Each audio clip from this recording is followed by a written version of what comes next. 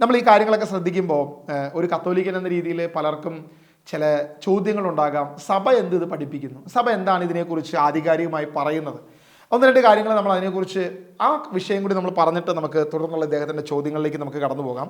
വിഗ്രഹം എന്നുള്ളതിനെക്കുറിച്ച് ഞാൻ ആധികാരികമായ ഒരു പുസ്തകം നിങ്ങളുടെ മുൻപിൽ വെക്കുന്നത് കത്തോലിക്ക സഭയുടെ മതബോധന ഗ്രന്ഥം CCC എന്നറിയപ്പെടുന്ന ഈ ഒരു പുസ്തകമാണ് ഞാൻ നിങ്ങളുടെ മുമ്പിൽ വെക്കുന്നത്. പ്രിയമുള്ളവരെ, ഒരു പക്ഷേ ഞാനൊരു കത്തോലിക്കനോട് മറുപടി പറയുമ്പോൾ നമുക്ക് വിശുദ്ധ വേദപുസ്തകമാണ് ആധികാരികമായൊരു പുസ്തകമെങ്കിലും വേദപുസ്തകത്തെക്കാൾ വലിയ പുസ്തകമായി ചിലർ കൊണ്ടുനടക്കുന്ന ഒരു പുസ്തകമാണ് CCC. അതുകൊണ്ട് ആണ് ഞാൻ ഇതിൽ നിന്ന് ഉദ്ധരിക്കുന്നത്. അല്ലാതെ എനിക്ക് ഈ CCC വലിയൊരു സംഭവമായിട്ടൊന്നുമല്ല. കാരണം ഞാൻ വേദപുസ്തകത്തെക്കാൾ അധികമായി CCCയെ കാണുന്നില്ല. അതുകൊണ്ട് തന്നെ എനിക്കിത് വലിയ പ്രശ്നമല്ല. പക്ഷേ നിങ്ങൾക്ക് ആധികാരികമായതുകൊണ്ട് ഞാനിത് പറഞ്ഞു. അപ്പോൾ CCCയിൽ അതിൻ്റെ ഈ പുസ്തകത്തിലെ പേജ് നമ്പർ 523 ഞാൻ വായിക്കുന്നത്.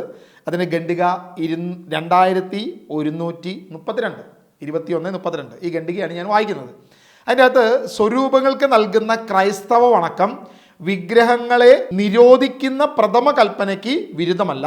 തീർച്ചയായും ഒരു സ്വരൂപത്തിന് നൽകപ്പെടുന്ന വണക്കം അതിൻ്റെ ആദിമ രൂപത്തിലേക്ക് കടന്നു ചെല്ലുന്നു. വീണ്ടും താഴോട്ട് വായിക്കുമ്പോൾ ഒരു സ്വരൂപത്തെ വണങ്ങുന്നവൻ അതിൽ ചിത്രീകരിക്കപ്പെട്ട വ്യക്തിയെ വണങ്ങും. ഇതാണ് CCC പറയുന്നത്. തികച്ചും ഒരു നല്ലൊരു അഭിപ്രായമായിട്ടാണ് CCC ഇതിനെ കാണുന്നത്. അതായത് സ്വരൂപങ്ങളെ വണങ്ങുന്നത് എന്തുകൊണ്ടാണ്, ക്രൈസ്തവർ എന്തുകൊണ്ട് അതിനെ വണങ്ങുന്നു, വിഗ്രഹങ്ങളെ നിരോധിക്കുന്ന കൽപ്പനയ്ക്ക് ഇത് എതിരാണോ എന്നുള്ളതാണ് CCC ചർച്ച ചെയ്യുന്ന വിഷയം. CCC 2132 പറയുകയാണ്, ഒരു സ്വരൂപത്തെ വണങ്ങുന്നവർ അതിൽ ചിത്രീകരിക്കപ്പെട്ട വ്യക്തിയെ വണങ്ങുന്നു. ഇവിടെയാണ് CCCയുടെ ഒരു കാര്യം നമ്മൾ മനസ്സിലാക്കേണ്ടത്. സ്വരൂപത്തെ വണങ്ങുന്നത് ഈ കൽപ്പനയ്ക്ക് വിരുദ്ധമല്ല എന്ന് പറയുന്ന അതേ CCC തന്നെ പറയുന്നത് ആരാണോ ചിത്രത്തിൻ്റെ പുറകിലുള്ളത്, ആരെയാണോ ചിത്രം പ്രതിനിധീകരിക്കുന്നത്, ആ വ്യക്തിയെ എന്ത് ചെയ്യുന്നു, വണങ്ങുകയാണ് അവിടെ സംഭവിക്കുന്നത്. അപ്പം എൻ്റെ ചോദ്യം ഇതാണ്, യേശുവിൻ്റേതെന്ന് പറയപ്പെടുന്ന ഒരു ചിത്രം പോലും ചരിത്രത്തിൽ നമുക്ക് ലഭിച്ചിട്ടില്ല. ആരും ചിത്രം വരച്ചിട്ടില്ല. താഴോട്ട് വരുമ്പോൾ നമുക്കത് വ്യക്തമായിട്ട് മനസ്സിലാക്കാൻ സാധിക്കും. ഇപ്പോൾ നമ്മൾ ഇന്ന് കാണുന്ന ചിത്രം ലാസ്റ്റ് സപ്പർ എന്ന് പറയുന്ന ചിത്രത്തിൻ്റെ എക്സ്പ്ലനേഷനാണ് കൂടുതൽ നമ്മൾ കാണുന്നത്. അല്ലെങ്കിൽ അതിൻ്റെ കൂടുതൽ അത് മോടിപ്പിടിപ്പിക്കപ്പെട്ട ചിത്രങ്ങളാണ്. അതിനകത്ത് യേശുവിൻ്റേതെന്ന് പറയപ്പെടുന്ന ചിത്രം അത് വരച്ച് കൂടുതൽ ഭംഗിയാക്കി ഇന്ന് കാണുന്ന ഈ ചിത്രത്തിലേക്ക് നമ്മൾ കടന്നു വന്നിരിക്കുന്നു. ഈ ചിത്രം ആരെ ആണ്, അതിൻ്റെ പുറകിൽ ആരാണ് എന്നുള്ളത് ചരിത്രം പരിശോധിക്കുന്ന ഏതൊരു വ്യക്തിക്കും മനസ്സിലാക്കുന്ന ഒരു കാര്യമുണ്ട്. ലാസ്റ്റ് സപ്പർ എന്ന ചിത്രം വരയ്ക്കുമ്പോൾ ഡാവിഞ്ചി ഈ യൂദാസിനെയും യേശുവിനെയും വരയ്ക്കാൻ ഒരേ വ്യക്തിയെ തന്നെയാണ് എടുത്തത്. ഞാൻ കഴിഞ്ഞ വീഡിയോയിൽ അത് പറഞ്ഞിട്ടുണ്ട്.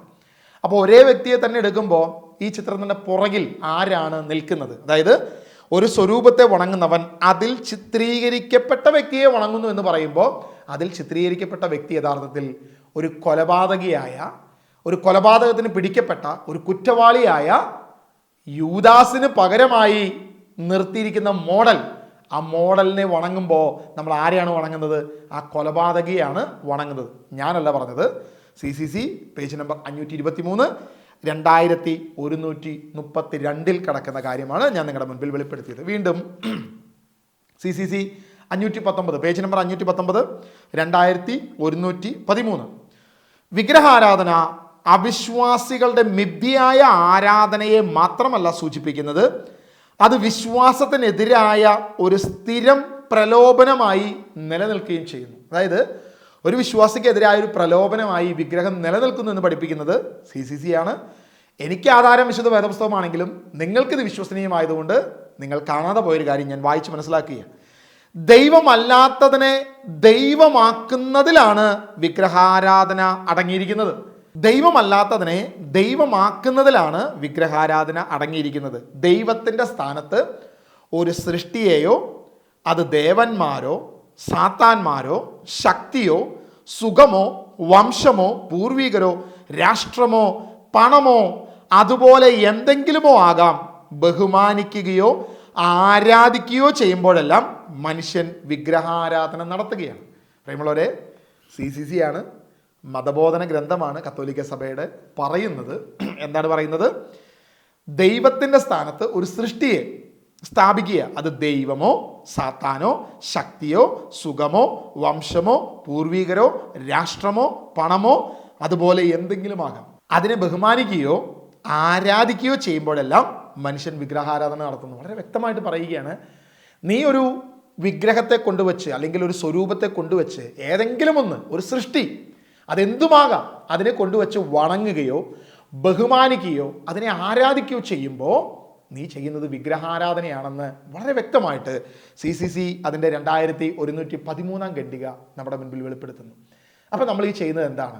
മാലയിട്ട് അതിനെ വണങ്ങുന്നു, അതിനെ ആരാധിക്കുന്നു, അതിനെ ബഹുമാനിക്കുന്നു. ഇതെല്ലാം ചെയ്യുമ്പോൾ ഒരു ക്രിസ്ത്യാനി നീ ചെയ്യുന്നത് വിഗ്രഹാരാധനയാണെന്ന് വളരെ വ്യക്തമായിട്ട് ഈ പുസ്തകം നമ്മുടെ മുൻപിൽ വെളിപ്പെടുത്തുകയാണ്. വീണ്ടും അതിൻ്റെ ഉത്ഭവസ്ഥാനത്തേക്ക് പോകുന്നു. ഒരു സ്വരൂപ വണക്കം അതിൻ്റെ എവിടേക്ക് പോകുന്നു? അതിൻ്റെ ഉത്ഭവസ്ഥാനത്തേക്ക്. ആരാണോ അതിനെ പ്രതിനിധീകരിക്കുന്നത്? ഡാവിഞ്ചി വരച്ച ചിത്രത്തെ പ്രതിനിധീകരിക്കുന്ന കുറ്റവാളിയാണെങ്കിൽ തീർച്ചയായിട്ടും അതെങ്ങോട്ടാണ് പോകുന്നത്? ആ കുറ്റവാളിയുടെ അടുത്തേക്കാണ് ആ വണക്കം പോകുന്നത്, ആ ബഹുമാനം പോകുന്നത്. അതുകൊണ്ട് ക്രിസ്ത്യാനി നീ സൂക്ഷിക്കുക, നീ ചെയ്യുന്നത് പരസ്യമായ വിഗ്രഹാരാധനയാണെന്ന് ഇതാ സഭയുടെ പുസ്തകം എന്ന് പറയപ്പെടുന്ന CCCയും നമ്മുടെ മുൻപിൽ വെളിപ്പെടുത്തിയിരിക്കുന്നു. ഞാൻ പറയുന്നത് ഇതിന് ആർക്കെങ്കിലും ചോദ്യങ്ങളുണ്ടെങ്കിൽ ആധികാരികമായി പുസ്തകങ്ങൾ വെച്ചിട്ട് തന്നെ സംശയങ്ങളുണ്ടെങ്കിൽ നമുക്ക് ചോദിക്കാം, നമുക്ക് ചർച്ചകൾ മുന്നോട്ട് പോകാം. അതല്ലേ ഏറ്റവും ശ്രേഷ്ഠം, അതല്ലേ നമുക്ക് ഏറ്റവും നല്ലത്.